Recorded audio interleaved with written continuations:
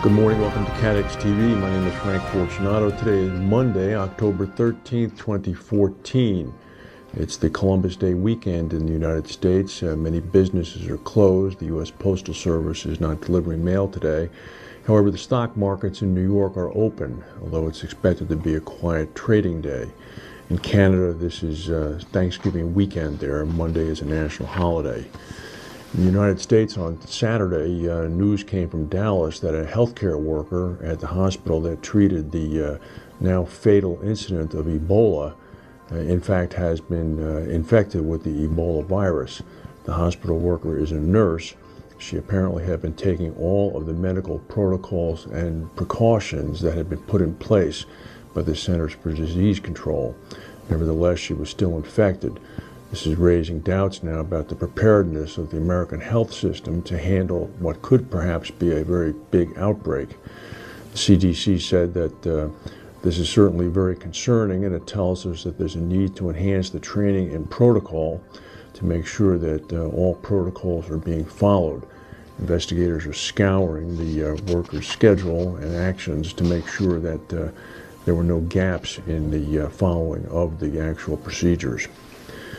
Only a week after Japan was slammed by Typhoon Vongfong, Typhoon Vongfong brought another round of torrential rain and heavy winds. We've been tracking this storm, which at one point reached a Category 5. It has deaccelerated tremendously in strength. It is now just a tropical storm. It did hit the Mariana Islands and then slammed into Okinawa. Kadena Air Force Base had winds of about 90 miles per hour. But it hit the southern islands of Japan earlier today simply as a tropical storm.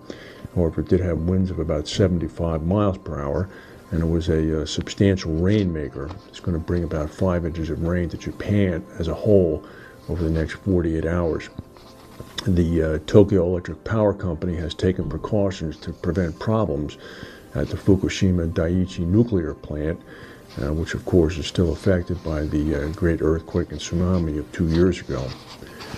In India, in the eastern part of the country, a very powerful cyclone tropical storm Hudhud, with wind speeds of about 120 miles per hour, slammed into the eastern part of the country on Monday. 400,000 people have been evacuated. About 8 people at least are known dead. The Prime Minister of India, Narendra Modi, is scheduled to visit the area tomorrow. And Bermuda encountered Tropical Storm Faye, which has left about 28,000 homes without power. The storm escalated sharply before sunrise on Sunday, lashing the island with wind gusts of up to 120 miles per hour. Early reports, which can't be confirmed because the equipment had malfunctioned, suggested a wind gust of 155 miles per hour.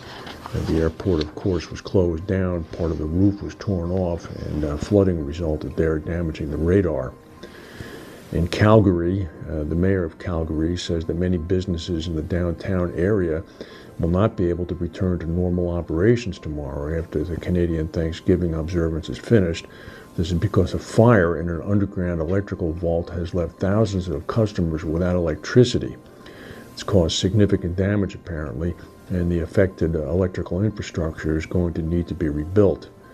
Approximately 5,000 customers have been left in the dark as a result of the underground blaze.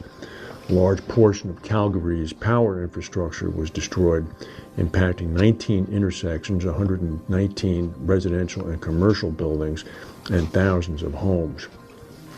In Hong Kong, an angry crowd of people opposed to the pro-democracy protests that have paralyzed parts of downtown Hong Kong for more than 2 weeks this morning tried to charge barricades used by the demonstrators, clashing with police. The police were protecting the demonstrators. This is the second time this has happened.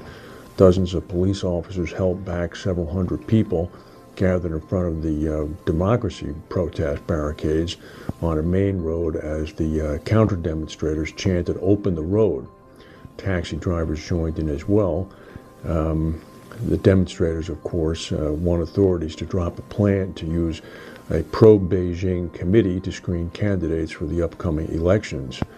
They also want the chief executive of Hong Kong Lung Chun-ying to step down. He's not going to resign. He reiterated that yesterday. And he also suggested that the authorities have handled the protests with, quote, a huge degree of tolerance. He's not kidding. He also said that we cannot let this situation continue in the long term.